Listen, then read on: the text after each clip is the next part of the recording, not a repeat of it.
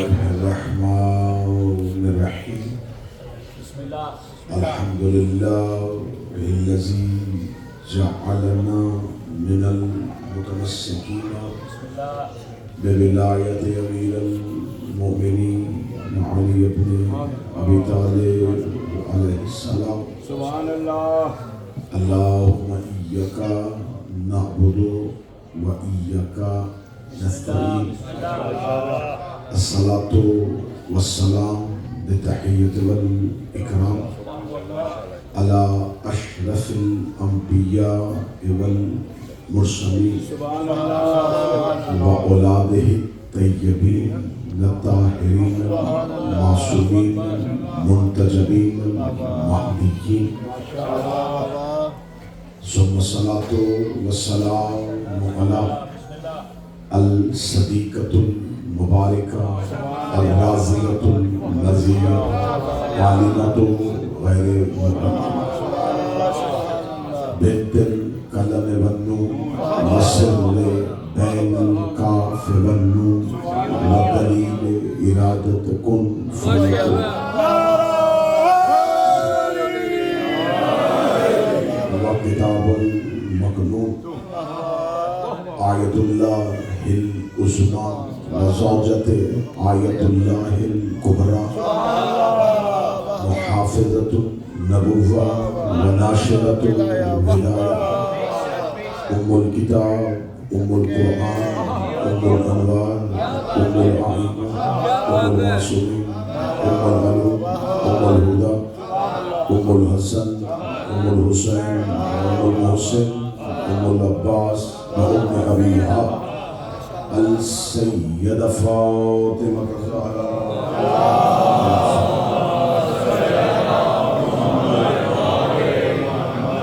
ولعن الله تعالى على أعدائهم أجمعين. أما بعد فقد قال الحق سبحانه وتعالى في كتابه المجيد وفرقانه الحميد وهو أصدق القائلين وقوله الحق. بسم الله الرحمن الرحيم وجعلناهم أئمة يهدون بأمرنا وأوحينا إليهم فعل الخيرات وإقام الصلاة وإيتاء الزكاة بلند الصلاة.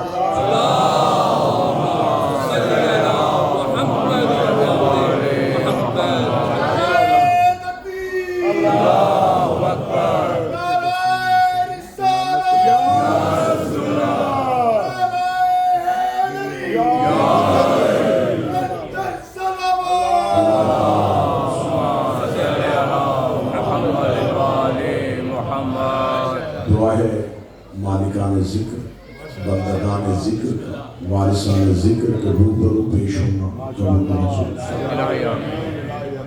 آقا زادی اس عبادت میں شامل تمام مومنین و مومنات کی توفیقات خیر میں اضافہ فرمائے.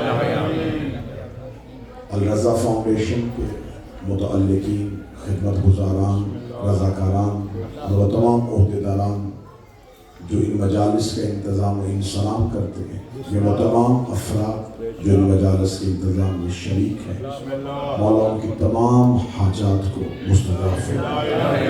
ہمیں ذکر حسین کے ساتھ عرفان حسین عطا فرمائے. میرا مالک ہم سب کی آنکھوں کو کربلا کا زائر بنائے.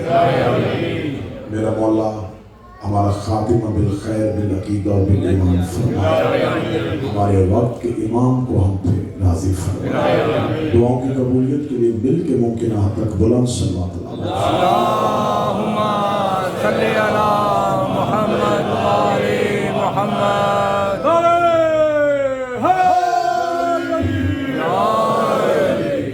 اجازت ہے جی. میں نے ان 5 روزہ مجالس کے لیے جو قرآن کی آیت کریمہ موضوع سخن قرار دی ہے، اس میں خداوند متعال جو ہے وہ ارشاد فرما رہا ہے وَجَعَلْنَهُمْ أَئِمَّةً، اور وہ تمہارا پروردگار وہ ہے جو تمہارے لیے امام بناتا ہے. ان اماموں کے بنانے کا مقصد یہ ہوتا ہے یہدونا بامرنا، تاکہ وہ امر الہی سے تمہاری ہدایت کریں، اور جب وہ ہدایت کرتے ہیں تو وہ مرضی سے نہیں کرتے، اوحینا الیہم، ہم ان کی طرف وحی کرتے ہیں۔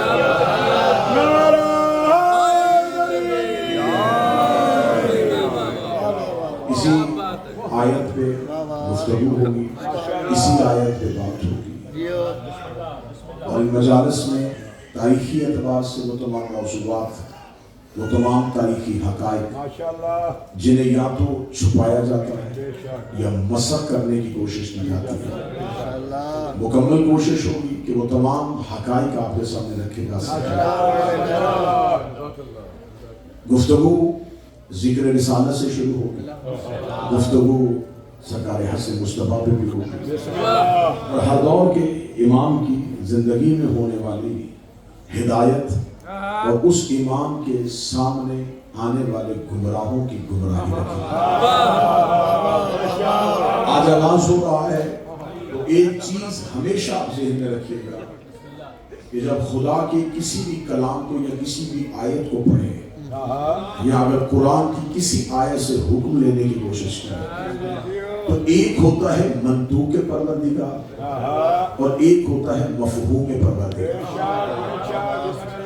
منطوق نطق کیا ہوا جو اللہ کہہ رہا ہے، منطوق اسے کہتے ہیں جو اللہ کہہ رہا ہے، مفہوم اسے کہتے ہیں جو اللہ کہنا چاہ رہا ہے۔ اس لفظ کو سنیے گا، منطوق پروردگار وہ ہوتا ہے جو اللہ کہہ رہا ہے، اور اس پیغام کے اندر کیا کہنا چاہ رہا ہے وہ مفہوم پروردگار۔ ہمیں فخر ہے کہ دنیا ابھی منطوق پروردگار کو سمجھی ہے اور ہم مفہوم پروردگار کو سمجھ گئے۔ لوگوں کے پاس جو قرآن ہے وہ منطوق پروردگار، ہمارے پاس اہل بیت کی صورت میں مفہوم پروردگار۔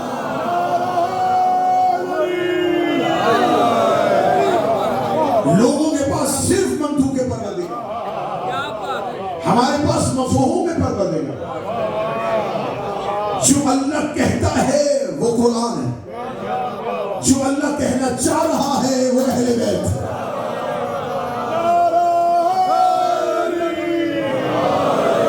یہی وجہ ہے کہ رسول کی زبان اتنی سچی ہے، وہ اسی زبان سے عربی کا ایک جملہ پڑھنے کے بعد کہتے تھے کہ ابھی ابھی یہ مجھے جبرائیل نے کہا اور یہ حکم پروردگار۔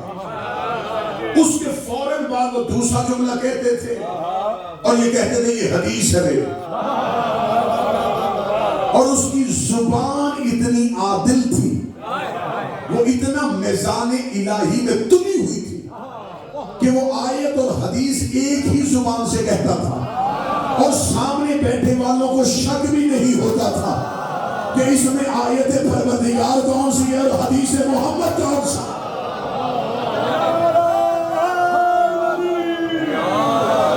اسی زبان سے نبی آیت بھی پڑھتے تھے اور فوراً اسی زبان سے حدیث، اور اسی زبان سے منبر میں بیٹھے بیٹھے کہتے تھے رکنے کے بعد ابھی ابھی مجھے جبرائیل نے آگے یہ بتا۔ سامنے والے نہ جبرائیل کو آتے دیکھتے تھے، نہ نبی کے کان میں سرگوشی کرتے ہوئے دیکھتے تھے، لیکن انہیں اتنا یقین ہوتا تھا یہ جو کہہ رہا ہے نا تو ضرور وہ آیا ہوگا اور اس نے کہا ہوگا۔ انہوں نے یہ کبھی نہیں کہا کہ وہ جو آتا ہے نا اس سے کہے کہ وہ خود بتایا کرے، وہ آپ کی زبان سے کیوں بتاتا ہے اللہ کا حکم۔ نہ انہوں نے جبرائیل کو آتے دیکھا تھا نہ جبرائیل کو سنتے دیکھا تھا۔ یہ فرق ہوتا ہے باہر والوں میں اور گھر والوں میں۔ باہر والوں نے جبرائیل کو آتے ہوئے نہیں دیکھا، مسجد میں کھڑا جبرائیل انہیں نظر نہیں آتا تھا، اور گھر والوں کی معرفت یہ تھی کہ فضا دروازے کے پیچھے سے جبرائیل کا لہجہ پہچان لیتا۔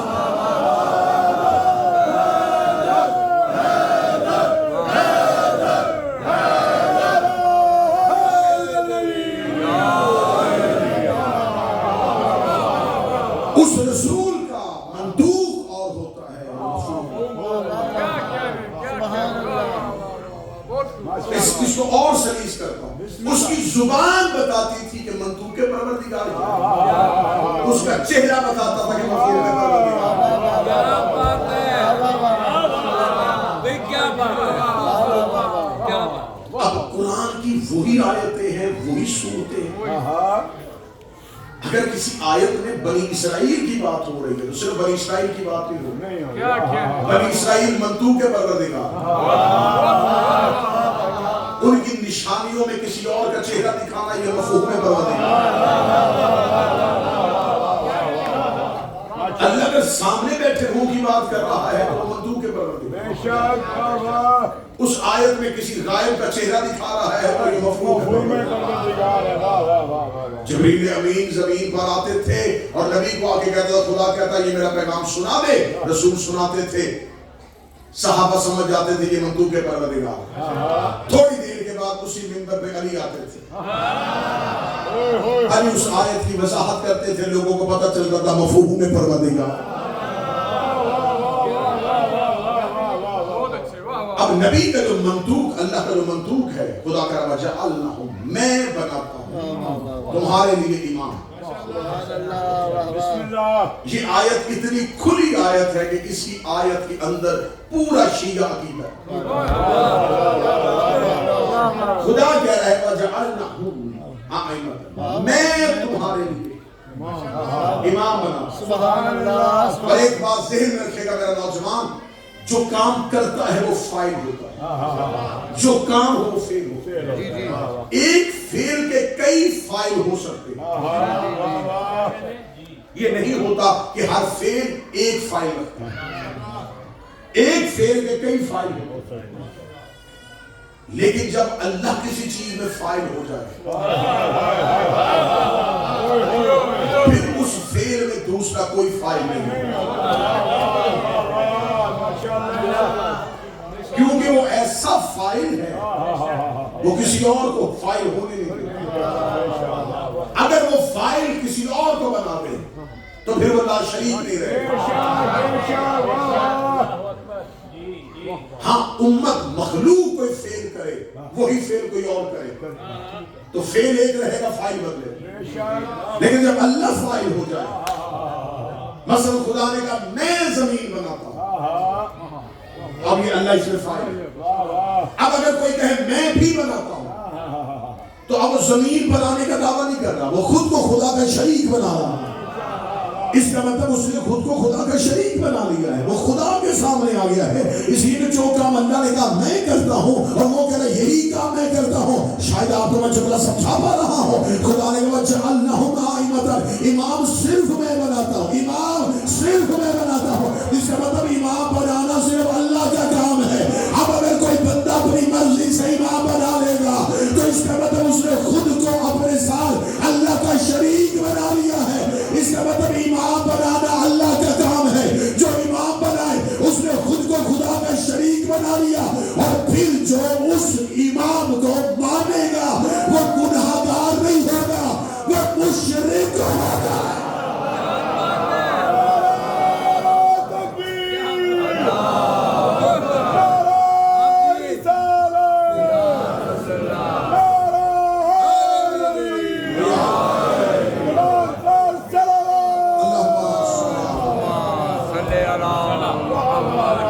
امام بنانا اللہ. اب اگر کوئی بندہ اپنی مرضی سے امام بنا تو وہ امام کے مقابلے پہ نہیں آ رہا، اس لیے کہ یہ کام اللہ نے کہا تھا کہ میں کروں. وہ کہہ رہا ہے انی جاعل فی الارض خلیفہ، زمین پر خلیفہ صرف میں بناتا ہوں. اب اگر کسی نے خلیفہ بنایا، اب آپ تھوڑی ٹھیک کروا دیجیے، اب اگر کوئی خلیفہ بنائے تو اس کا مطلب اس نے خود کو اللہ کا شریک بنایا. عقیدہ امامت اس آیت میں کھل گیا کہ امام صرف اور صرف اللہ بنا، مخلوق امام نہیں بنا سکتا. یہ کس نے کہا ہے کہ جس کی بیعت ہو جائے وہ امام ہوگا؟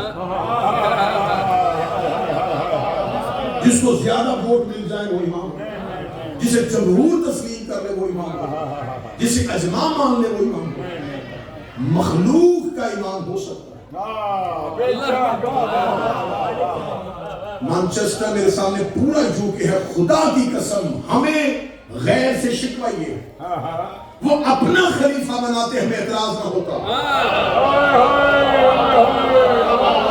انہوں نے بنایا خود ہے اور کہا ہے کہ یہ اللہ کا خلیفہ۔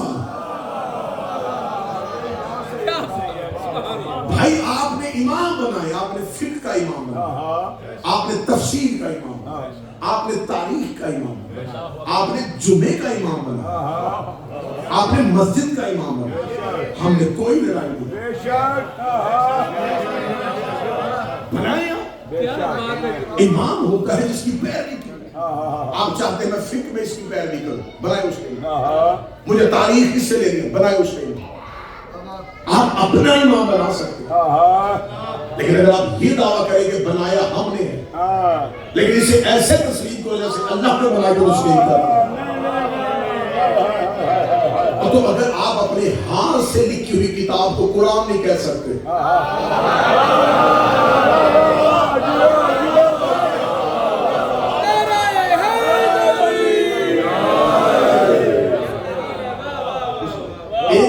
ایک گھروں میں ایک ریل ہوتی ہے جس کے اوپر قرآن رکھا ہے، وہ کیا ہوتی ہے؟ وہ ایک لکڑی کی ایک پلیٹ ہے جس کے اوپر قرآن رکھا ہے۔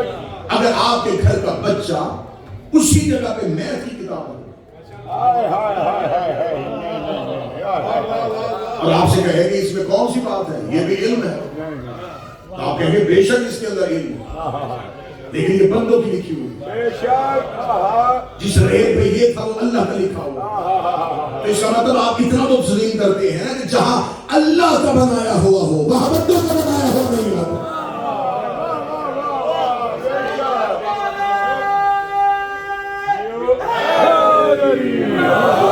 شاید میں بندے کو سمجھا سکا ہوں کہ ریل بھی لکڑی کی ہوتی اور ممبر بھی لکڑی کا ہوتا۔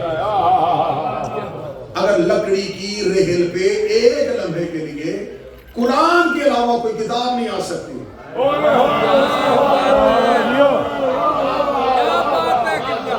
تو مصطفیٰ کے ممبر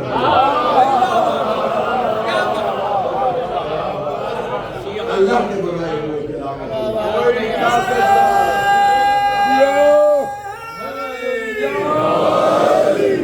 اب آپ کے پاس جو تصور امامت ہے جو میں آپ کہہ رہا ہوں مخاطب میں،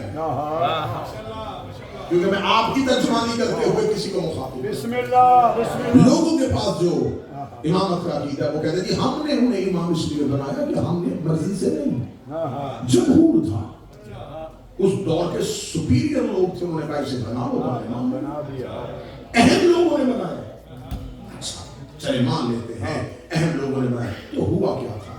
کہتے ان کی بیعت ہوئی تھی، تو یہ جو لوگ بیعت کر چکے ہیں، کر رہے ہیں سقیفہ میں نبی کے جانے کے بعد، انہوں نے ابھی 2 مہینے قبل غدیر میں بیعت کر لی تھی۔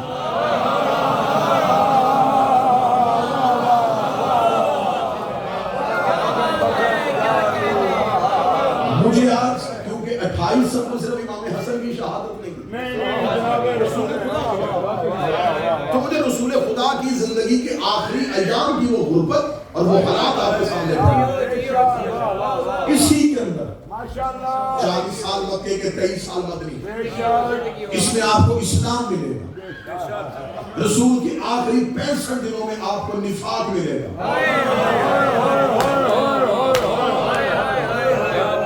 یہ آخری جو دن ہے، یہ ایام ہے جو بڑے اہم، ان ایام کے اندر ہی پوری اسلام کی فلسفی اس کے اندر بند ہے کہ ہوا کیا تھا، انہی 65 دنوں کے اندر علی کی شہادت، زہرا کی شہادت، حسن کی شہادت، قیامت تک کے حالات انہی 65 دنوں۔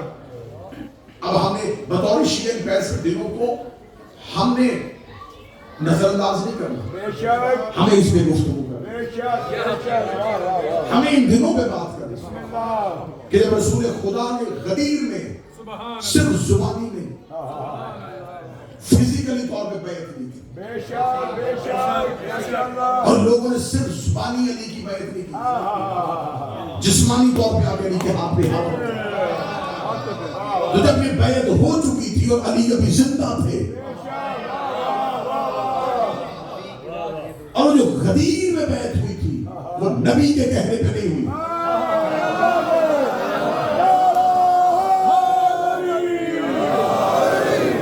یہ اس اللہ کے کہنے پہ ہوئی ہے جس نے نماز کا حکم دیا تھا، جس نے روزے کا حکم دیا، جس نے زکات کا حکم دیا، اسی نے کہا تھا یہ لوگوں نبی 7 جگہوں پہ آئے تھے، جبرائیل امین 7 جگہوں پہ، یہ تو آخری جگہ پہ آگے جبرائیل رسول کی سواری کیا میں کھڑے ہو گئے۔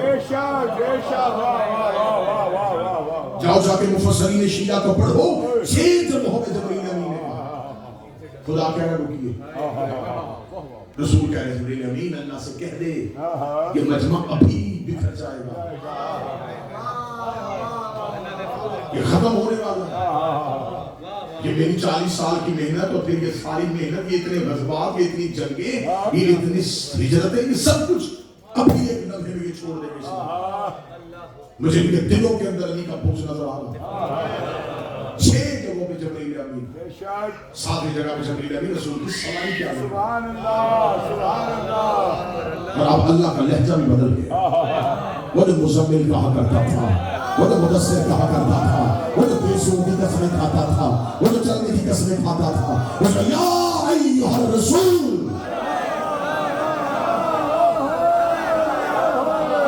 اب کوئی نار نہیں، کوئی پیار نہیں، اب سیدھا عہدے سے بولا۔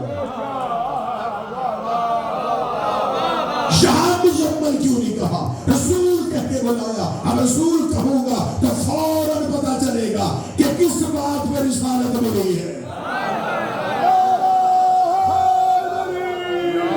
یا ایھا الرسول بلغ ما انزل الیک، منوانا نا، یہی خوف ہے نا تمہارے سامنے کہ انہوں نے نہیں ماننا، میں نے بڑی مشکل سے تجھے بنوایا کہ نہیں علی کو ماننا۔ خدا نے کہا تیری یہ پریشانی دور کی ہے، منوانا، پہنچا۔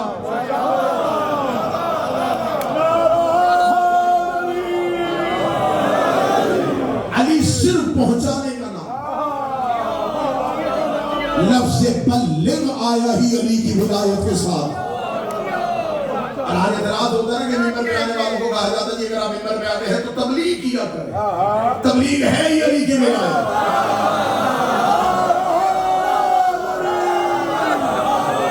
لفظ تبلیغ قرآن میں آیا ہی علی کی ولایت کے ساتھ۔ اس سے پہلے لفظ تبلیغ ہے ہی نہیں، نماز کے لیے بلغ نہیں کہا، روزے کے لیے بلغ نہیں کہا، آرڈر حکم کہنے، جہاں علی کی بات آئی بلغ تبلیغ۔ ہمارا کام ہے صرف پہنچانا، بلغ پہنچاتے ہیں۔ رسول نے بتایا، خدا کہہ رہا ہے ان لم تفعل، اگر یہ کیا نہ گیا، یہ فزیکلی طور پہ نہ کیا،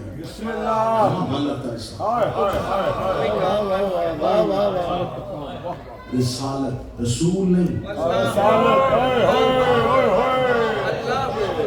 یہاں اس لفظ کے اندر تھوڑی سی گیم پھیر ہوتا ہے کہ میں خدا کہہ رہا ہے کہ پھر صرف تو رسول عہدے سے نہیں، رسالت، صرف رسول نہیں، پوری رسالت، جتنا سلسلہ رسالت ہے یہ گر جائے، کوئی رسول بھی پھر نہیں آیا، کوئی پیغام بھی نہیں آیا، پھر زمین پر میرا پیغام گیا ہی پورا سلسلہ رسالت ختم ہو گیا۔ اگر یہ نہ کیا، اب فزیکلی طور پر رسول میری کے ہاتھ پکڑ کے گئے 3.5 گھنٹے تپتے ہوئے صحرا میں، سبحان اللہ، سبحان اللہ، شیعوں کے پاس غدیر ہے صرف من کن تو مولا. یہ نبی کی تقریر کے آخری الفاظ ہیں.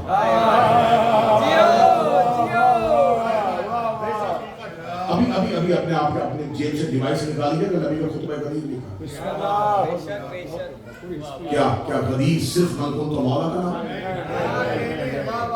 اس کے بعد فوراً آیت آئی تھی الیوم یئس الذین کفروا من دینکم. تیری تقریر اتنی جامع تھی کہ آج کافر تیرے دین سے مایوس ہو گئے.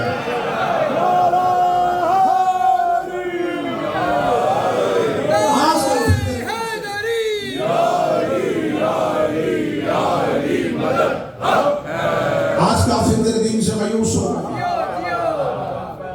میں اتنے کیمروں کی موجودگی میں کہہ رہا ہوں کہ صرف علی کی مولائیت کا اعلان ہوتا کافر کبھی بھی مایوس نہ ہوتا. کیا کافروں نے پہلی مرتبہ رسول کی زبان سے علی کا لفظ مولا سنا تھا؟ انہوں نے پہلی بار رسول کی زبان سے علی کے فضائل سنے تھے؟ ساری زندگی رسول بار بار علی پڑھتے رہے. جتنا رسول نے اتنا علی پڑھا ہے کہ رسول کو بہانہ ڈھونڈا کرتے تھے علی پڑھنے کے لیے. مسجد میں ہوتے علی پڑھتے, منبر پہ ہوتے علی پڑھتے, حتیٰ کہ میدان جنگ کے درمیان میں کھڑے ہوتے تو علی پڑھتے. گھر کے اندر علی کے فضائل, مسجد میں علی کے فضائل, صحرا میں علی کے فضائل, جنگ میں علی کے فضائل. رسول نے اتنی حدیثیں کہہ دی تھی, اتنی خطرناک حدیثیں رسول اپنی زندگی میں کہہ چکے ہیں. یہ تو غدیر ہے. رسول تو عشیر میں کہہ چکے ہیں یا علی انت خلیفہ من بعدی و وزیری. علی تو میرے بعد میرا خلیفہ ہے, تو میرا وزیر ہے, تو میرا وزیر ہے. نبی نے خلیفہ کہا, کافر مایوس نہیں ہوا. نبی نے وزیر کہا, کافر مایوس نہیں ہوا. نبی نے وزیر کہا, کافر مایوس نہیں ہوا. یا علی انت منی بمنزلۃ ہارون بن موسیٰ. علی تجھ کو مجھ سے وہی نسبت ہے جو ہارون کو موسیٰ سے تھی. محمد نے علی کو مصر ہارون کہا, کافر مایوس نہیں ہوا. باب الحکمہ کہا, کافر مایوس نہیں ہوا. مدینۃ العلم کہا, کافر مایوس نہیں ہوا. یسوع الدین کہا, کافر مایوس نہیں ہوا. قائد غلبہ جلیل کہا, کافر مایوس نہ ہوا. فاتح طائن کہا, کافر مایوس نہ ہوا. مفتاح بسم اللہ کہا, کافر مایوس نہ ہوا. ستارہ علی کے دروازے پہ آیا, کافر مایوس نہ ہوا. بدر کا رشتہ علی سے ہوا, کافر مایوس نہ ہوا. آج علی کو مولا کہنے پر مایوس بھی ہو گیا. صرف علی کو مولا نہیں کہا گیا تھا. رسول نے علی کی مولائیت کا اکیلا اعلان نہیں کیا تھا. تو میں من کنت مولا ہوں فہذا علی کا مولا. جس کا میں مولا ہوں اس کا یہ علی مولا ہے. اس کے بعد اس کا بیٹا حسن مولا ہے. اس کے بعد اس کا بیٹا حسین مولا ہے. اس کے بعد اس کا بیٹا مولا ہے. اس کے بعد اس کا بیٹا مولا ہے. اور آخر میں جو آئے گا جس کا نام میرے نام کے ساتھ ملتا ہوگا. رسول نے قیامت تک کے اماموں کی ولایت کا اعلان کیا. جبریل نے بچوں کو ہو گیا, اب کافر تیرے دین سے مایوس.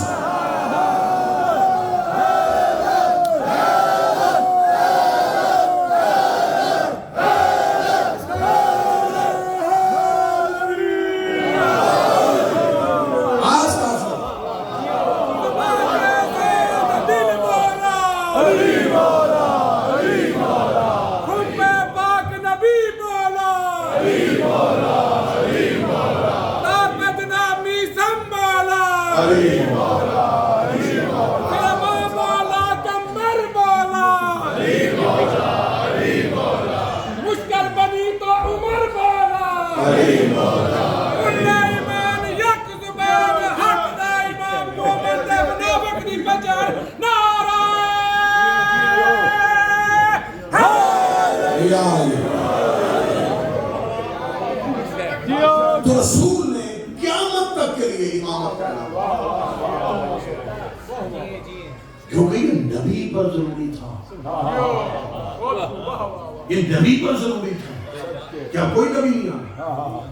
نبی کے جانے کے بعد نبوت کا سلسلہ بند ہونا ہے, ہدایت کا سلسلہ بند نہیں ہونا. اب نبی پر واجب ہے کہ وہ قیامت تک کے لیے لوگوں کو بتائے کہ اللہ نے ہدایت کا کیا پروگرام ہے. میرے بات تم نے دین کیسے لے, نبی نے قیامت تک کا پروگرام بتایا. کافر مایوس ہو گئے. کیوں کہنا پڑا اللہ کو؟ کیونکہ ہمارے پاس تو وہ واقعات بھی پہنچے کہ انہیں یقین تھا کہ نبی نے آخری اس حج میں کوئی نہ کوئی اعلان کرنا ہے. حضور میں بڑا چھپا ہوا, بڑا ڈھکا ہوا لفظ کہنے لگا ہوں, اسے ہی سمجھ لیجئے گا. کافروں کا پرانا مزاج ہے، یہ سمجھ آیا کرتے تھے محمد کیا کہنے والے ہیں اور کیا لکھنے والے ہیں۔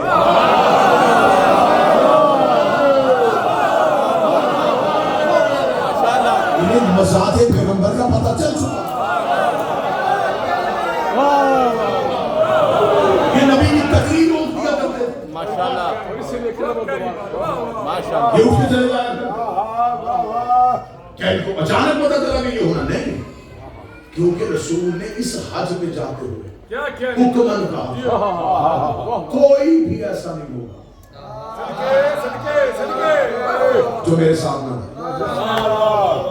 اس سے پہلے نبی نے کبھی اتنی تاکید نہیں کی، حتیٰ کہ جناب اسماء بنت امیس کہتی ہے کہ میرے ہاں بچے کی ولادت مت ہوتی، اور ان ایام میں عورت کے لیے سفر کرنا ٹھیک نہیں ہے۔ میں نے اپنی ایک کنیز کے ذریعے نبی کو پیغام دیا کہ یا رسول اللہ کیا میں اس حالت میں سفر کروں؟ اس نے کہا ہاں تم نہیں کرنا، اور وہ کہتی ہے کہ مجھے نبی کی حکمت تب سمجھ میں آئی جب میں رسول کے ساتھ سفر حج سے واپس ندیم میں خیمے لشکر روک لیا گیا، اونٹوں سے سامان اتارا۔ میں نے اپنی کنیزوں سے کہا کہ مجھے کسی سائے میں کسی جگہ پہ بٹھاؤ، میں نے کہا کوئی سائے کا انتظام نہیں، دور دور تک صحرا ہے، کوئی شجر نہیں۔ اس نے میرے لیے کچھ چاہ کر تان دو، میں نیچے بیٹھ جاؤں، میرے کو خیمہ نصب کر دو، کیونکہ مجھے لگ رہا ہے کہ مجھے کسی بچے کی ولادت ہونے والی۔ خیمہ نصب کر دیا گیا، خیمہ نصب ہوا، رسول نے ادھر پلانوں کا ممبر بنا دیا، ادھر میری طبیعت بگڑ گئی، ادھر نبی نے تقریر کرنی شروع کر دی، ادھر بی بی کہتی ہے میرے یہاں بچے کی ولادت مت واقع ہوئی، ادھر میرے ہاتھوں میں بچہ آیا، ادھر مدین ممبر پہ نبی کہہ رہے من کنت مولا فہذا علی المولا، یا میرے ہاتھ کے بچے کے چہرے پہ ہلکی سی مسکراہٹ آئی، یہ وہی بچہ ہے جسے زمانہ محمد بن ابی بکر کہہ گیا۔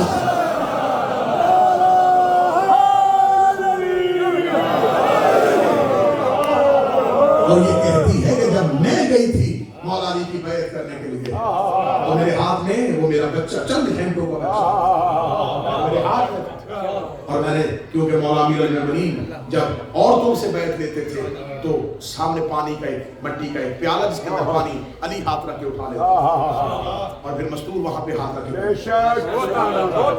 وہ کہتے جب میں بیعت کر کے جانے لگی تو انہوں نے فرمایا اسماء بچے کی بیعت نہیں کروائی؟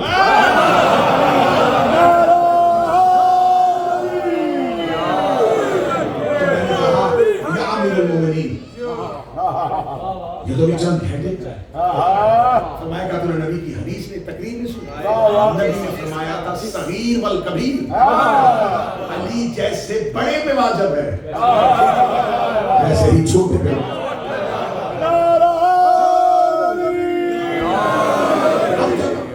غدیر میں یہ بیعت ہو چکی تھی، تو پھر آپ مسلمان کے سامنے دو رستے کہ غدیر کے 2 مہینے کے اندر دوسری بیعت مسلمان نے سقیفہ میں کی، ایک یہ بیعت ہوئی، ایک یہ ہوئی، یہ رسول نے دی، یہ ایک صحابی نے دوسرے صحابی کی دی، اس میں کوئی بول رہا ہے کہ میں شیعہ کتاب ہوں۔ اسلام کے دامن میں واحد حدیث غدیر ہے جس کا 1.5 لاکھ راوی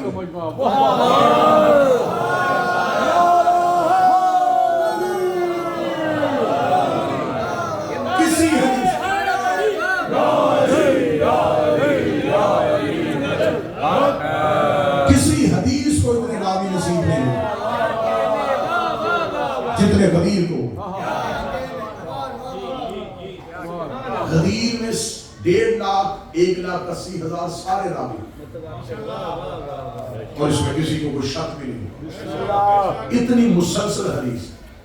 اب یہ بھی اہل سنت نے دیکھا کہ غدیر رسول علی کی بیعت کی، سقیفہ میں ایک صحابی نے دوسرے کی بیعت کی، وہ اٹھے اٹھ کے اس کا ہاتھ بلند کر کے کہا، یہ بھی اہل سنت تواریخ ہے کہ ہاتھ بلند کر کے کہا کہ نبی کے جانے کے بعد یہ بزرگ بھی ہے معتبر بھی ہے، میں بھی اس کی بیعت کرتا ہوں، تم بھی اس کی بیعت کرو۔ اب 2 رستوں میں ایک دن کیمرے لگے، میں پیغام پہنچانے لگا، 2 رستوں میں سے ایک رستہ ہے، ایک بیعت مدینہ میں ہوئی ہے، ایک سقیفہ میں، ایک نبی کی زندگی میں ہوئی ہے، ایک نبی کے بعد ہوئی ہے، ایک نبی نے پلانوں کے منبر پہ کروائی ہے، ایک سقیفہ بنی سعدہ میں ہوئی ہے، ایک کا ہاتھ نبی نے بلند کیا ہے اور ایک کا ہاتھ صحابی نے بلند کیا ہے۔ اب قرآن سے ایک بات کا جواب لے دے کہ قرآن میں اطاعت نبی کی واجب ہے یا صحابی کی واجب ہے؟ اگر تو قرآن میں اطاعت پیغمبر واجب ہے تو پھر نبی کا بنایا امام ٹھیک ہے، نبی نے صحابی چلے حضور آپ ہمیں یہ بتائیں کیا بیعت ووٹ کا نام؟ میں اس کانسیپٹ کو کلیئر کرنا چاہتا ہوں، اس تصور کو ہمیشہ کے لیے ٹھیک کرنا چاہتا ہوں، کیونکہ لفظ بیعت ہماری زبان کا لفظ نہیں ہے، اور ہم جب غیر زبان سے وہ لفظ آتا ہے تو ہم اس کی تشریحات میں نہیں جاتے، ہم اسے ویسے ہی قبول کرتے ہیں۔ یہ لفظ بیعت جو ہے یہ اردو ڈکشنری کا لفظ ہے، عربی سے ہم کہتے ہیں بیعت، ہمارے یہاں اس کا تصور یہ سمجھا جاتا ہے کسی کو مان لینا، کسی چھوٹے کا کسی بڑے کو مان لینا، یہ بیعت ہوتا نہیں۔ لفظ بیع خرید و فروخت کا نام، بیع جو ہے یہ آپ کو جہاں بھی استعمال ہوتا ہے گا، یہ ٹریڈنگ کے لیے ہے، یہ خرید و فروخت کے لیے، اور یہ لفظ بیعت جو ہے یہ مبایعہ سے نکلا ہے، اور یہ باب مفاعلہ کا مطلب ہے، جیسے مباحلہ، مقاتلہ، مناظرہ، مباعیہ، جیسے ایک بندہ مناظرہ نہیں کر سکتا، اس کے لیے دو کا ایک بندہ مباحلہ نہیں کر سکتا، ایک بندہ مکالمہ نہیں کر سکتا، ایک بندہ مقاتلہ نہیں کر سکتا، ایسے ایک بندہ مباحلہ نہیں کر سکتا، اس کے لیے دو لوگوں کا ہونا ضروری، ایک وہ جس کی بیعت ہو رہی ہے اور ایک وہ جو بیعت کر رہا ہے۔ یہ خرید و فروخت ہے دو لوگوں کے درمیان، دو لوگ آپس میں ایک اسلامک ٹریڈ کرتے ہیں جس کا حکم اللہ نے دیا ہے، یہ تم نے کرنی ہی کرنی۔ اب یہ جو خرید، اب اتنا اجاگر، اتنا روشن، اتنا کھل جائے گا یہ تصور کہ اس کے نیچے جتنی جھاڑ پھونک جائے نا وہ ساری ختم ہو جائے۔ یقین کریں کہ میں نے تاریخ میں بہت سے ایسے واقعات دیکھے جن کو جان بوجھ کے گرد آلود کیا گیا تاکہ اس کی گرد پہ لوگوں کی نظریں رہیں اور نیچے گہرائی میں نہ، یہ بس جھاڑ پھونک آپ کو نظر آئے، اس کی حقیقت آئے۔ اب جی جتنے سوال ہے نا کہ مولا علی نے بیعت کی تھی کہ نہیں کی تھی، امام حسن نے بیعت کی تھی کہ نہیں کی تھی، حسین سے بیعت کیوں مانگی گئی تھی، امام رشید نے امام رضا سے بیعت کیوں کروائی تھی، یہ کیا ہوا تھا، وہ کیا ہوا تھا، کس نے جبری بیعت کی تھی، کس نے تقیہ میں بیعت کی تھی، یہ سارے سوال ایک ہی دلیل کے ساتھ ختم ہونے والے ہیں،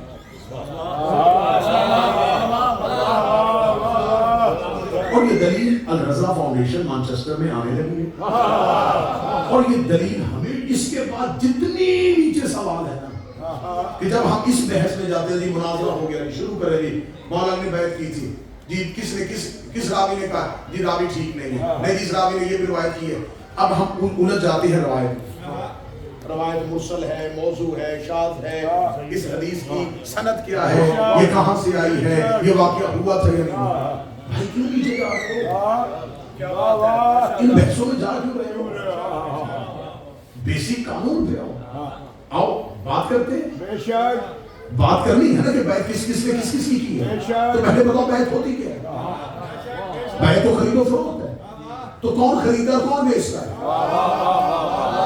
سنو دام پیچھے نہ دینا، اس کانسیپٹ کو کلیئر کرنا، خرید و فروخت، علماء اہل تسنن اٹھا لو، علماء حدیث اٹھا لو، محدثین اٹھا لو، انہیں بیعت کے کانسیپٹ میں لکھا ہے کہ بیعت کرنے والا جس کی بیعت کرتا ہے، کیونکہ اب لفظ بیعت مجبور کر رہا ہے، کیا بتانا پڑے گا کہ کیا خرید و فروخت ہو گئی، کیا بیچا جا رہا ہے، کیا خریدا جا رہا ہے، اب یہ لفظ مجبور کر رہا تھا، اور نیچے اشارہ لکھی کہ جو بیعت کرتا ہے وہ تین چیزیں بیچتا ہے، نفس، ملکیت، اولاد، اور جو بیعت کرواتا ہے وہ اس کے بدلے میں اسے ایک چیز دیتا ہے، جنت۔ یہ لکھ دیا ہے علماء اہل تسنن نے کہ بیعت کرنے والا نفس بیچتا ہے، اب اس کا جو نفس ہے اس کے پاس، لیکن حوالے اسے اس کے کر دیں. کیا میرا نفس جب جہاں چاہے استعمال کر، یہ میری ملکیت، میری میراث ہے، میری پراپرٹی ہے، میری زمین ہے. جب چاہے جہاں چاہے اسلام کے لیے مجھ سے لے لے. یہ میرے بچے، میری اولاد ہے میرے. جب چاہے جہاں چاہے راہ حق کے لیے مجھ سے لے لینا. نفس ملکیت اولاد دے دی جاتی ہے، جنت خرید دی جاتی ہے. الرضا فاؤنڈیشن میں دلیل دے کے جانا، اگر نوکر کے دلیل اچھی لگے تو زبان سے میری تائید کر لینا. ہر ایک علماء اہل تسنن نے لکھا کہ بیعت کراتا وہ ہے جو جنت دیتا ہے، تو بیعت ہوتی اس کی ہے جو جنت دے سکتا ہے.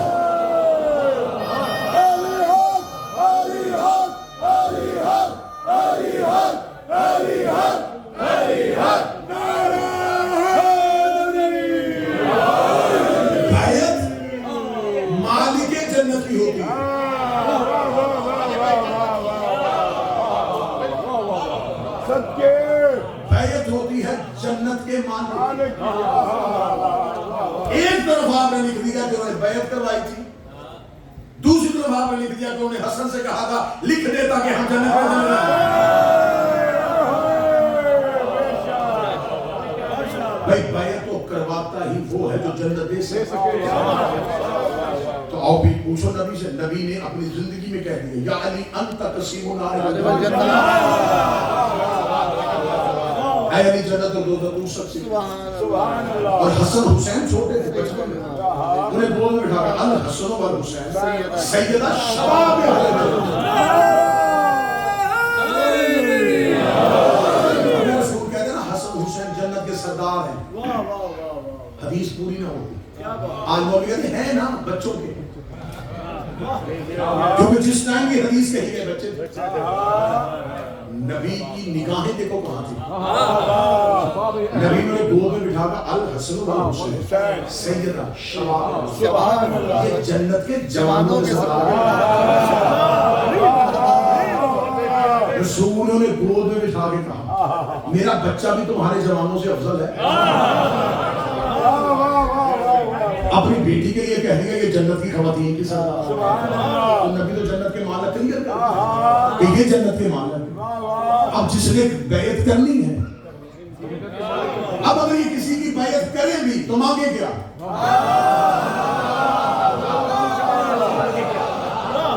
اب یہ اگر کسی کی بیعت کرے بھی، علی کسی کی بیعت کرے تو اسے کیا دے؟ جنت. وہ نبی مالک بنا دے. حسن کسی کی بیعت کرے تو آگے سے کیا دے؟ وہ تو خود مالک. اگلا لفظ اس سے زیادہ خطرناک آنے لگا. سوال بیعت ہمیشہ کے لیے دفن ہو جائے گا.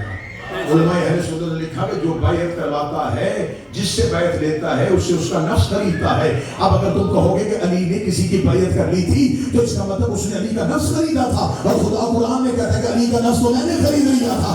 ہجرت کی رات اللہ نے علی کا نفس خرید لیا تھا. اب علی کا نفس علی کے پاس ہے ہی نہیں، وہ تو اللہ نے خرید لیا ہے. اب اگر کوئی علی سے بیعت مانگے گا تو علی سے بیعت نہیں مانگنا، اللہ سے بیعت مانگنا.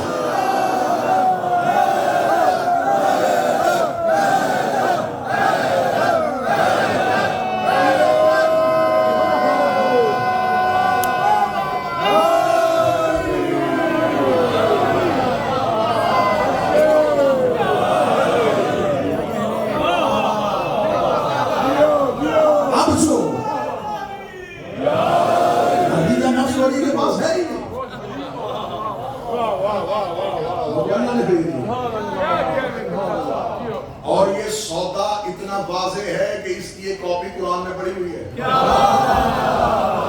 وَمِنَ النَّاسِ مَن يَشْرِي نَفْسَهُ ابْتِغَاءَ مَرْضَاتِ اللَّهِ. اللہ کہتا میں نے خرید لی. اور اس نے جب بیچا ہے تو نیند میں دے دیا ہے.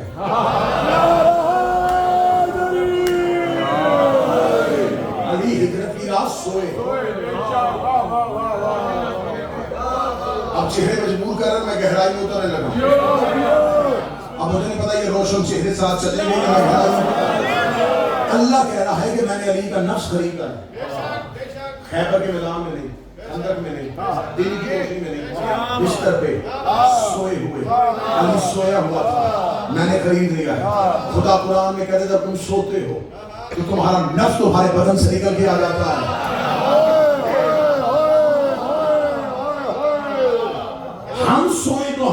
نفس ہمارے کنٹرول میں نہیں ہوتا.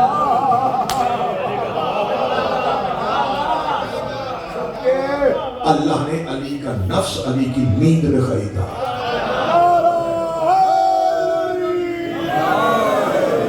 اب نفس علی دے چکے ہیں. اب علی کی اگر کوئی بیعت علی کسی کی کریں گے تو اسے کیا دیں گے؟ نفس. اور اللہ کو دے گے.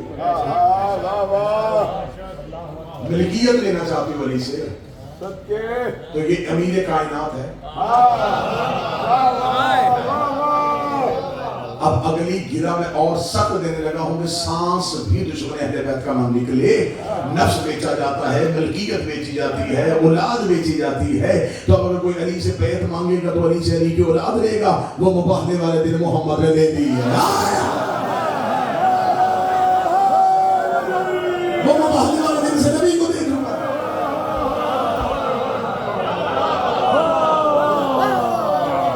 اب یہ بیعت ہو کیسے سکتی ہے؟ نہ علی وہ چیز خرید سکتا ہے, وہ علی کے پاس پہلے ہے, اور جو علی نے بیچنی تھی وہ بھی علی کے پاس نہیں ہے. اب اس قانون کے مطابق اب جتنے نیچے سوال گئے یہ لفظ بیعت کا تقاضا ہے وہی پورا نہیں ہو رہا. جب آپ نے کر لی تھی غریب میں تو پھر آپ نے صدیقہ میں کیوں کی؟ آپ سوال ہم نے نہ کریں کہ آپ نے انہیں کیوں نہیں. آپ ہمیں جواب دے کہ آپ نے انہیں ماننا کیوں.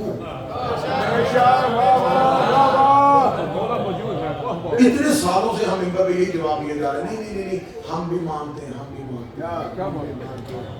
بھئی آپ ہمیں نہ منوائیں, آپ ہمیں یہ بتائیں کہ آپ نے انہیں کیوں مانا. آپ ہمیں منوا رہے ہیں, ہم آپ کو بچا رہے ہیں. آپ کہہ رہے ہیں کہ آپ انہیں مانے, ہم پوچھے کہ آپ نے کیوں مانا. جب رسول غریب علی کی امامت کا اعلان کر دیا تھا تو آپ نے کیوں انہیں خلیفہ بنایا, آپ نے کیوں انہیں امام بنایا, آپ نے غلطی کیوں کی. ہم رستے میں ہیں. شیعہ آپ سے نہیں ٹوٹ کے بنے.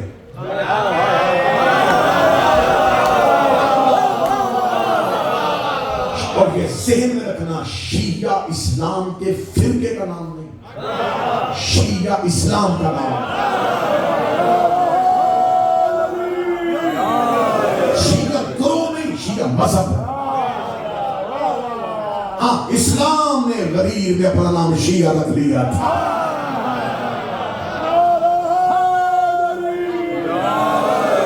ہم تو صراط مستقیم, ہم تو اسی رستے پہ کھڑے. حضور آپ ہمیں چھوڑ دیں. نہیں جی آپ کہتے ہیں تو کہ رسول اللہ نے جب اعلان کر دیا تھا تو رسول اللہ نے اس کی تاکید کیوں نہیں کی. میں بس اس کے بعد انشاءاللہ اسی موضوع کو آگے بڑھاؤں گا اور بہت سے طریقے امام حسن کا قول آپ کے سامنے بولوں گا, امام حسین علیہ السلام اور پھر آئمہ کی زندگی آپ کے سامنے آئے گی. کہتے جی رسول اللہ نے باقاعدہ طور پہ اس پہ تاکید کیوں نہیں کی. تاکید کی رسول نے اپنی آخری سوموار کو اب جمعرات والی شب جو ہے اس نے رسول کہہ رہے ہو کہ مجھے کاغذ کا دو. بسم اللہ. جب رسول کہہ رہے تھے تو رسول نے کیا کہا؟ اتنی کہ واضح حدیث ہے کہ میں اس کا آدھا حصہ پڑھوں گا آپ پڑھ دیں. رسول نے کہا مجھے کوئی کاغذ قلم دو تاکہ میں کچھ ایسا لکھ دوں تم میرے بات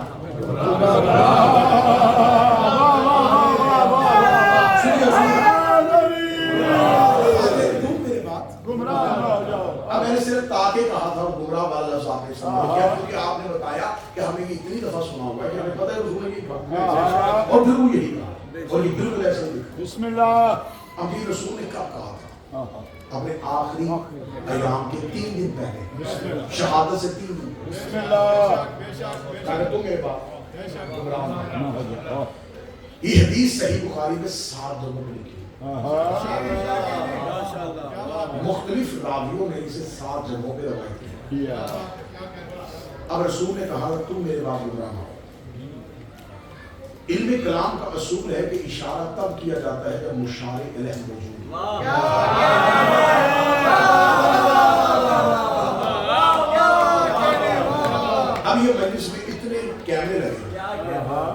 کبھی اسی مجلس میں کہوں کہ تم تھوڑا تھوڑا قریب ہو جاؤ، تب جو لائیو مجلس سن رہا ہے نا وہ تو صوفے سے نہیں اٹھے گا، کیونکہ اسے پتا یہ انہیں کہہ رہے ہیں جو سامنے بیٹھے ہیں۔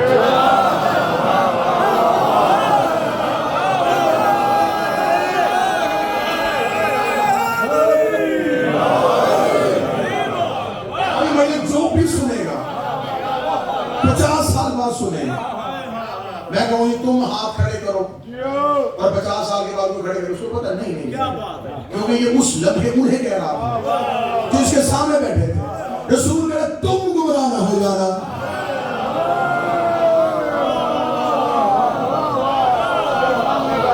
یہ کوئی عام شخص نہیں بول رہا، یہ وہ بول رہا ہے جس کی زبان پہ اللہ بولتا ہے۔ انہوں نے یہ نہیں کہا کہ کچھ ایسا لکھواؤ تاکہ تمہارے بعد آنے والے، کاش کاش کاش آپ کہتے شیعوں کو صحابہ سے دشمنی ہو، کاش نبی کہہ دیتے، ہمیں کیا ضرورت تھی، ہم اس پنگے میں پڑتے ہیں، لڑائیاں اپنے گلے میں ڈال کے پھر رہے ہو، گالیاں پورے ملک کی کھا رہے ہو، ہمیں کیا ضرورت تھی، رسول کہہ دیتے کہ بھائی تم نہیں، تم کیا کہنے تم بڑے اچھے ہو، تم تو سارے عابد ہو، تم تو سارے ہدایت کے ستارے ہو، تم تو کمال بندے ہو، تمہاری تو مجھے فکر ہی نہیں ہے، تم تو اتنے پکے لوگ ہو۔ یہ تو میں بعد میں آنے والوں کی بات کر رہا ہوں، نبی نے بات کھولی ہی نہیں، نبی کہا تم گمراہ نہ ہو جانا۔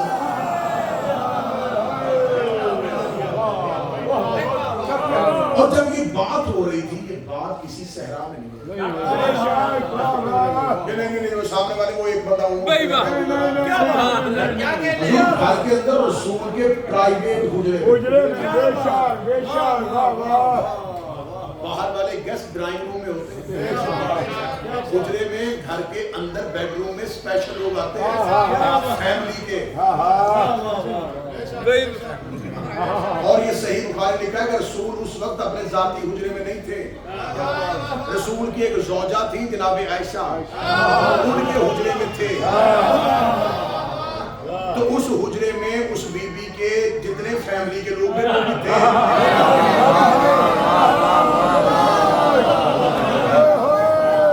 اگر آپ پریشان ہیں کہ میں بات کھول رہا ہوں تو میں صحیح بخاری کھول رہا ہوں نا،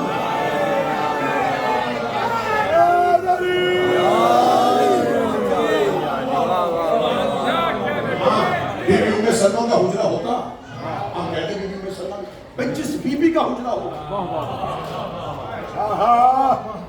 کیسے ہو سکتا ہے کہ کسی بی بی کا اپنا ذاتی حجرہ ہو اور کوئی غیر اسی حجرے میں چلا جائے؟ اس حجرے میں دو ہی لوگ ہو سکتے ہیں، یا نبی کے رشتہ دار یا بی بی کے رشتہ دار، اور جو نبی کے رشتہ دار ہوتے ہیں اہل بیت کے، اور اہل بیت کے اللہ طہارت کی آیت بھیج چکا ہے کہ انہیں گمراہی کا خطرہ کوئی نہیں،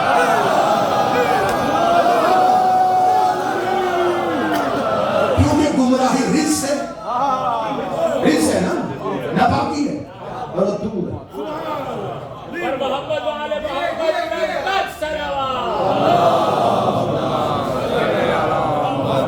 ابھی تو نہیں پتا، میں بالکل بات کھول رہا ہوں، اگر کوئی وہاں باقی نہ، اگر آپ تھوڑا کہ میں تھوڑا اور زوم آؤٹ کروں،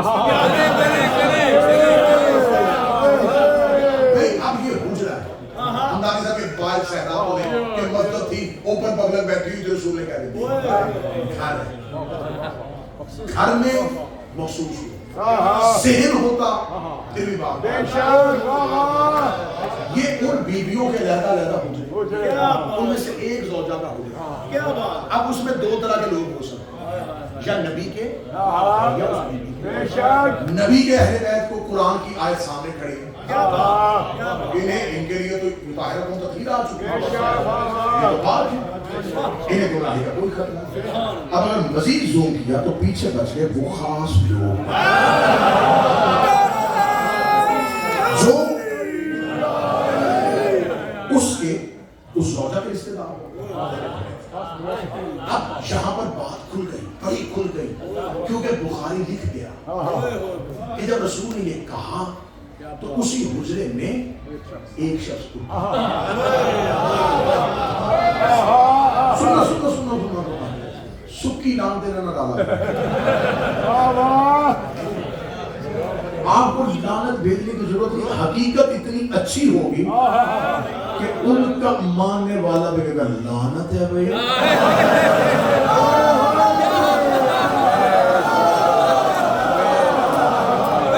اور یقین کریں آپ میرے تجربے سے فائدہ اٹھائیں. آپ اتنا اچھا اتنا کھول کے اتنی کلیئر بات کہ لعنت ان کے منہ سے ہم کدھر کھڑے گئے. اور ایسا ہوا ہے. میں نے تعداد لوگوں کو ایسا دیکھا ہے جب ان کے سامنے حقائق رکھتے ہیں لوگ نہیں بس ہمیں تو یہ پتہ ہی ہمیں بھی بتایا نہیں گیا, ہمیں بھی سنا ہی نہیں گیا. اب وہ یہ کہہ سکتے ہیں کہ ہمیں نہیں سنایا گیا, لیکن اس منبر کو کم از کم سنانا چاہیے.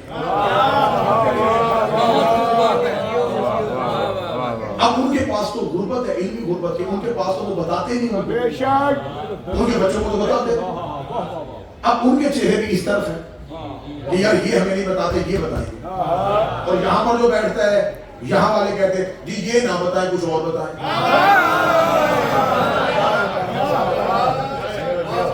اور جو اصلاح کرتا ہے نا اس کے پاس ایک ہی جملہ ہے, ہمارے اپنوں کے فضائل ختم نہیں ہوتے, ہمیں ضرورت کیا ہے ان کے نام میں.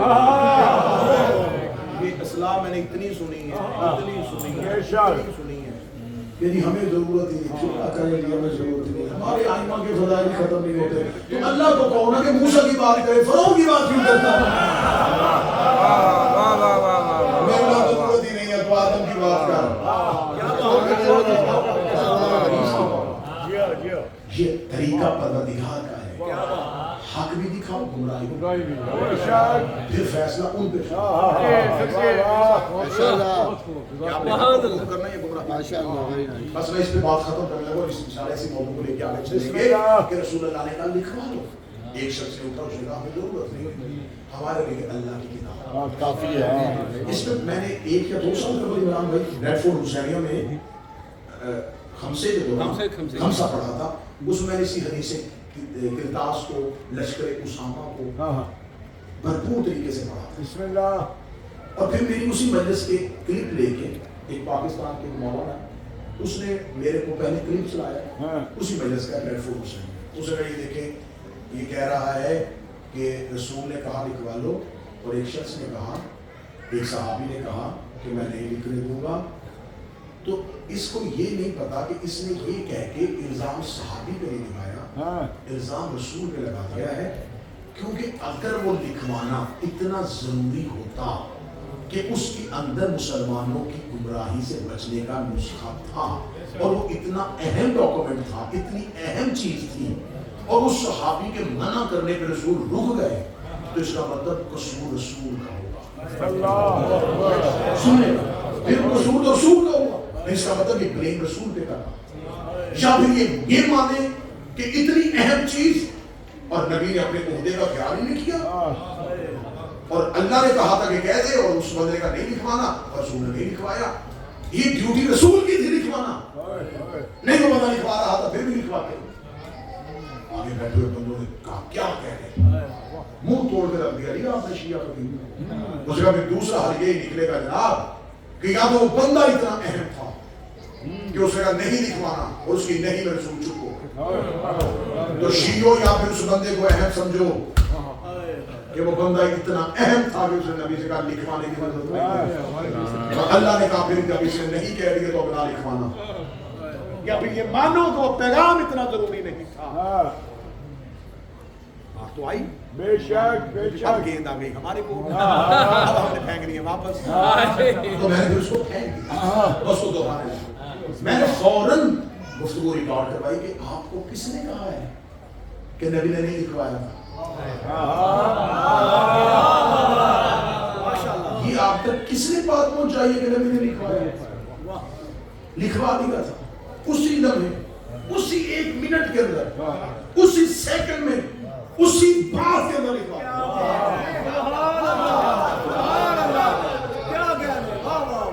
پورا تجسس پیدا کر دے گا کہ بھئی لکھوایا نبی نے, لکھوایا ہے, لکھوایا ہے.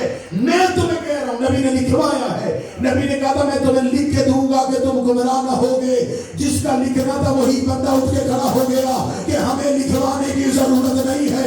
نبی نے کہا جو لکھوانا تھا وہ دکھا دیا ہے, اب میں نے گمراہی دکھا دی ہے. اس کا مطلب اس کا اٹھنا ہی محمد کا لکھنا تھا.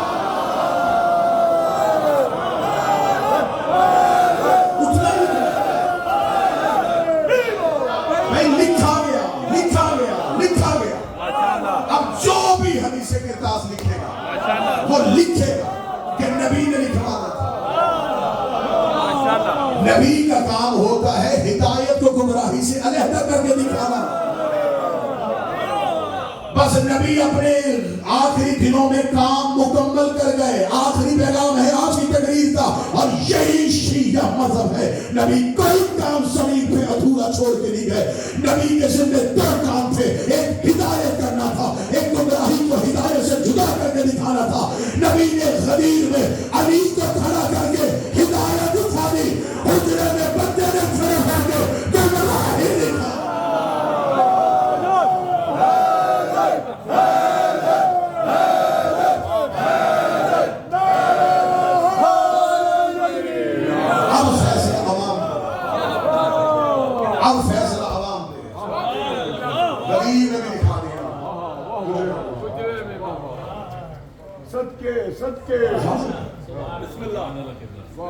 جو چیز لکھوانی تھی وہ لکھی گئی, لکھا گیا ہے کہ لکھوانے لگے تھے اور منع کیا گیا. یہ منع ہی محمد کا لکھنا تھا. یہ بالکل ایسے ہی تھا. اللہ نے کہا کرو آدم کو سجدہ, ایک نے کہا نہیں کرنا. خدا نے کہا تیرا نہیں کرنا ہی میرا لکھوانا.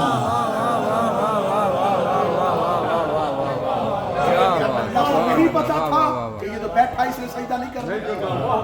اس نے پہلے کیوں نہیں اٹھایا؟ اس نے کہا میں نہیں اٹھاؤں گا, ایک وقت آنے دے, یہ خود اٹھے.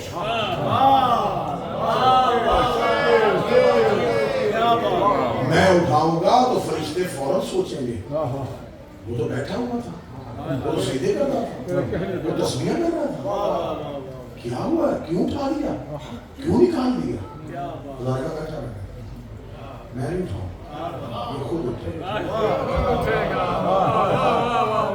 میں کہوں گا سجدہ کرو مجھے, یہ نہیں اٹھے گا. میں کہوں گا میری تصویر کرو, نہیں اٹھے گا. میں کہوں گا مجھے اللہ مانو, یہ پھر بھی نہیں اٹھے گا. جیسے میں کہوں گا نا انی جاعل فی الارض خلیفہ, میں خلیفہ بنانے والا, یہ فوراً اٹھے. میری مانی کیوں اسے تیرے خلیفہ میں سنی کروں؟ نہیں نہیں, یہ خود بننا چاہتا ہے.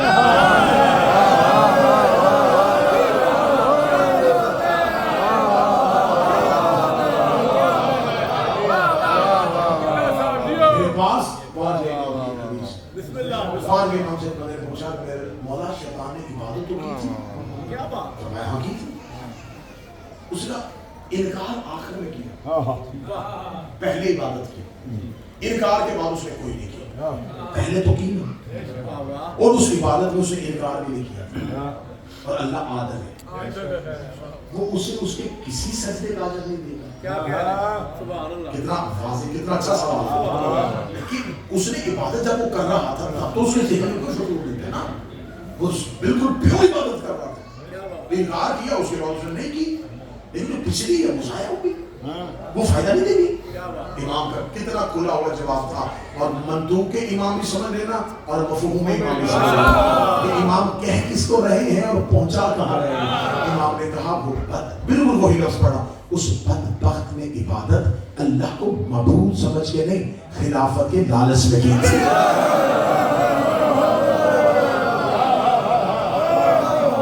اس نے جب عبادت کی تھی اس کے ذہن میں اللہ کی معبودیت نہیں تھی, اس کے ذہن میں لالچ چھپا تھا کہ اس نے خلیفہ بنانا ہے. میں اتنی عبادت کروں گا, اتنی عبادت کروں گا, اتنی عبادت کروں گا. میں پچھلی صفوں سے نکلتا فرشتوں کی اگلی صف میں آیا بعد میں ہوں. آپ میرا مندوب سن رہے ہیں, یہ خلق فرشتہ نہیں ہوا تھا, یہ خلق فرشتہ نہیں ہوا تھا. فرشتہ تو تھا ہی تھی، یہ بعد میں آیا، بعد میں علیہ السلام میں آیا تھا، پھر اپنی تیزی کے ساتھ آگے آ گیا۔ اس کے ذہن میں تھا الیکشن ون سائیڈ ہو جائے، میرے مقابلے میں کوئی کھڑا ہی نہیں ہوگا۔ یہ سامنے آگے بیٹھ گیا، یہ پیچھے سے جب چلا تھا، جب آیا تھا تب بھی عبادت نہیں، لالچ،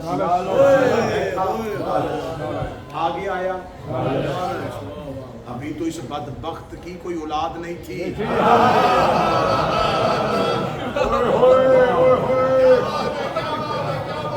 ورنہ بندوں سے لالچ اس سے اگلے فیصلے بھی کروا دیتا ہے۔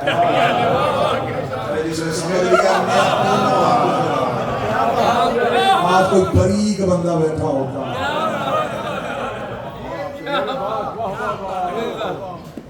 بندوں کے لالچ ہوتا ہے نا، لالچ میں بندے رشتہ داریاں بھی کاری لیتے ہیں،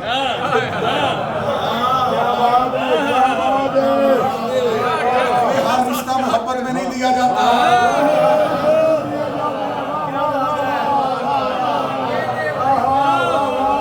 نبی نے آپ کے ایام میں دین کا کام نبی نے ہدایت و گمراہی کو علیحدہ،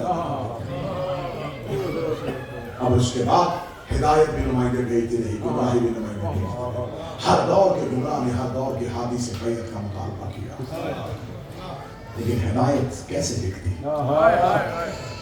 تو گمراہی کے ہاتھوں میں بیعت کیسے کرتی۔ کل کی کوئی مجلس ہوگی لفظ صلح پہ، یہ کیا تھے امام حسن، کیونکہ مجھے آج رسول خدا پہ بات کرنی تھی، تابوت ہے امام حسن، زہرا کے گھر سے ایک جنازہ نہیں اٹھا،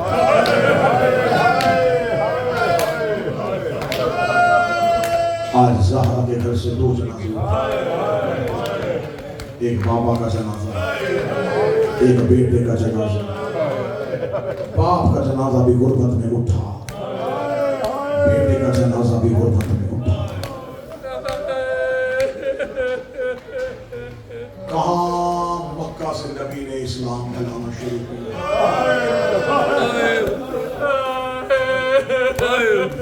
بچپن سے نبی پہ قاتلانہ حملے ہوتے رہے، مکہ میں نبی پہ قاتلانہ حملے، پتھروں سے مارا گیا میرے نبی کو، طائف کی وادیوں میں پتھر مارے، اس نبی کے رستے میں کانٹے بھی چلے، جانوروں کی گندگی سجدے کی حالت میں نبی کے سر پہ رکھی، وہ تو بیٹی زندہ تھی، مسجد میں گئی، بابے کے سر سے لہو صاف کیا، باپ کا بازو پکڑ کے آ گئی، مکہ کے مشرک نبی کی جان کے دشمن تھے، لیکن جیسے ہی زہرا کو آتے دیکھا، مکہ کے لوگوں نے کتابیں کہتی ہیں کہ اپنے چہرے کپڑوں پہ لپیٹے اور دوڑے وہاں سے، کیوں؟ زہرا کا خوف نہیں، کس ڈر سے گئے تھے؟ کیونکہ عرب کے وحشیوں نے کچھ چیزوں کے اصول بنائے تھے، ان کے اصول میں تھا کسی کو قتل کر رہے ہو اگر بیٹی آ جائے تو قاتل وہاں سے اٹھ کے چلا جاتا تھا۔ یہ عرب کے مشرکوں کے اور وحشیوں کے اصول تھے۔ جناب زہرا گئی ہیں، انہوں نے مصطفیٰ کو خون میں لطبند چھوڑا اور وہاں سے چلے گئے، بس سکینہ کے دل میں یہی آس ہے، یہی آس لے کے 10 محرم کو حسین کی بیٹی قاتل کے سامنے جا کے کھڑی ہوئی، مجھ پہ سوال کرو یوکے والوں، کیا جیسے مکے کے وحشیوں نے زہرا کا حیا کیا تھا، کیا کربلا میں مسلمانوں نے کیا؟ قاتل کے ایک ہاتھ میں خنجر تھا، اس نے دوسرے ہاتھ سے سکینہ کے چہرے پہ توجہ،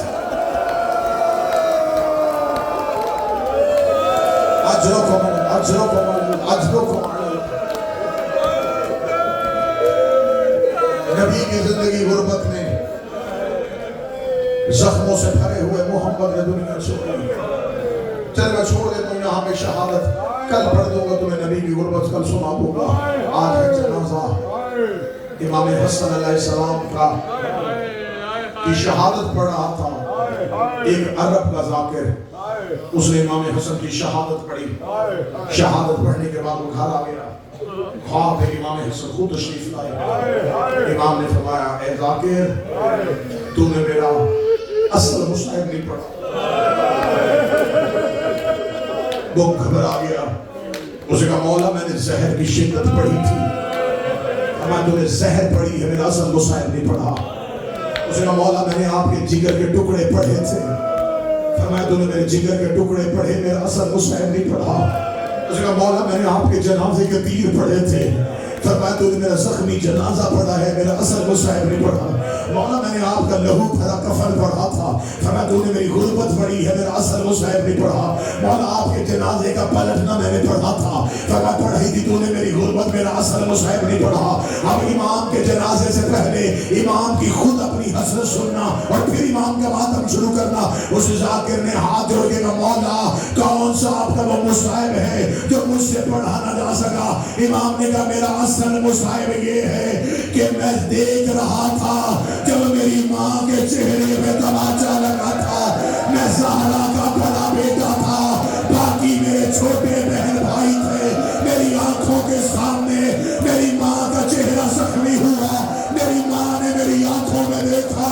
حسن کہتے میں مر گیا جب میری ماں نے پہلی بار مجھے بے بسی کے حالت میں دیکھا. میرا اصل مصائب یہ ہے میری زندگی میں میری ماں کا چہرہ زخمی ہوا تھا.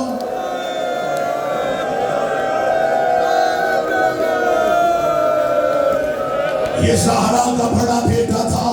زہرا کا جنازہ تیار ہو چکا تھا. علی حجرے سے اٹھانے والے تھے. یہ حسین اور زینب نے حسن کی عبا کے دامن میں ہاتھ ڈالا. دونوں بہن بھائی بھائی کو حجرے سے باہر لے گئے. حسین کی آواز آئی تو ہمارا بڑا بھائی ہے, ہمیں پاپا سے سوال کرتے شرم آتی ہے. میں اور زینب تیرے پاس اس لیے آئے ہیں, ایک بار ہمیں ماں کے جنازے پہ لے کے جا, اپنے ہاتھوں سے ماں کا کفن کھول. حسن کی آوازیں کیوں کھلوانا چاہتا ہے. حسین کی آوازیں جب سے دربار سے آئی ہے مجھے چہرہ نہیں دکھاتی تھی. میں گود میں بیٹھ بیٹھ کے پوچھتا تھا اماں مجھے چہرہ دکھا دے.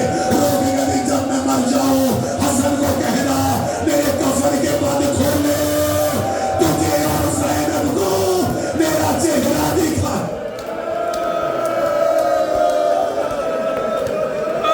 جتنا شریف تھا اتنی شدید زہر ملی.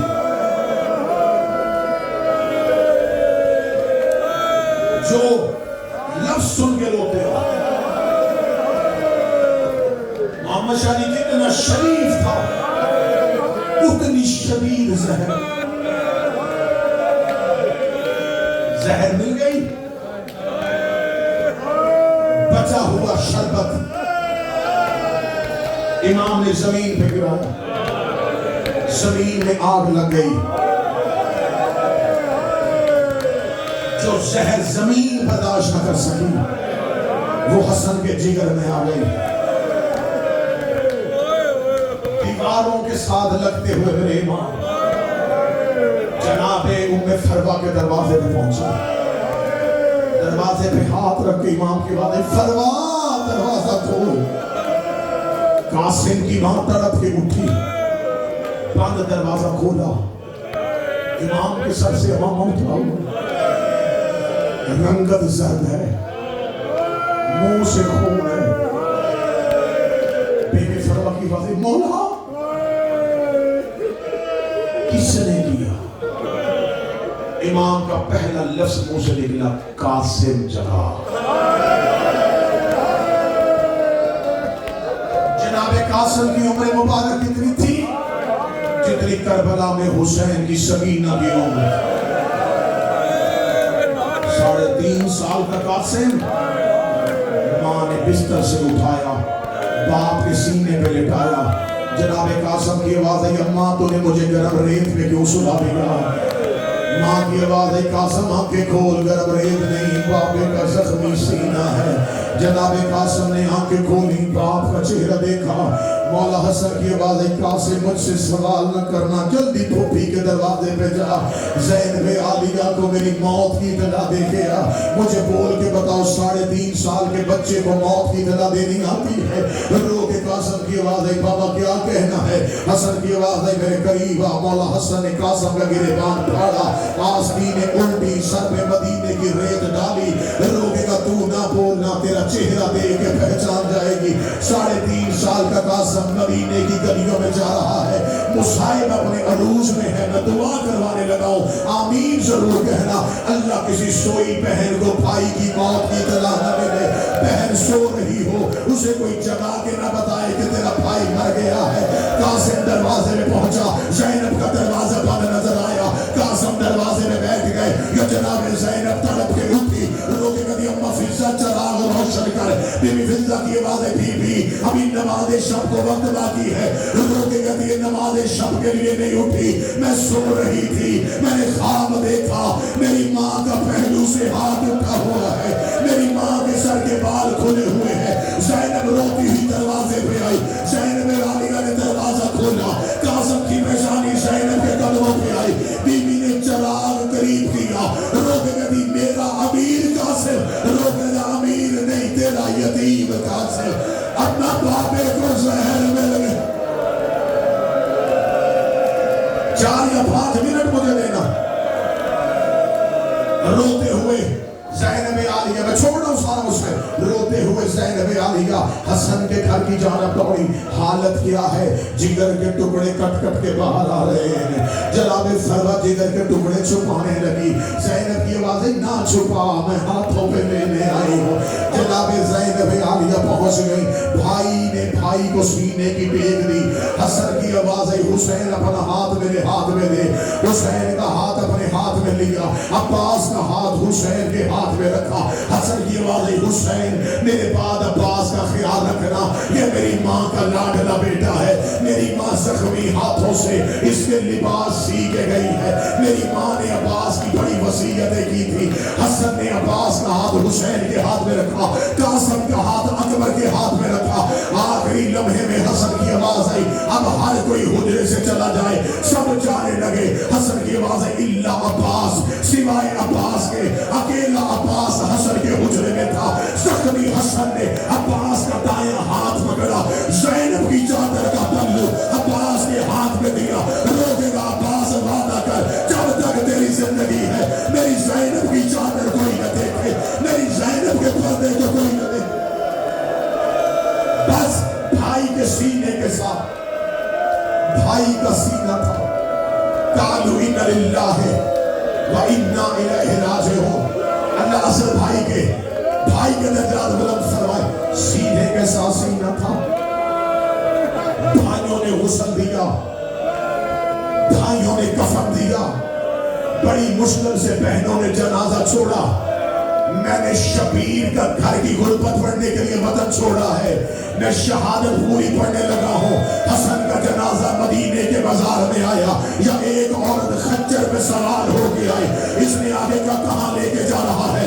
فرمایا محمد کے پہلو میں دفن ہونے کے لیے اس عورت نے اشارہ کیا مروان بن حکم نے پہلا تیر حسن کے جنازے پھینکا پیچھے سے 70 تیر آئے عباس حسن کے جنازے کے سامنے آ گیا آواز دینا تیر مارنے کا شوق ہو کربلا میں آ جائے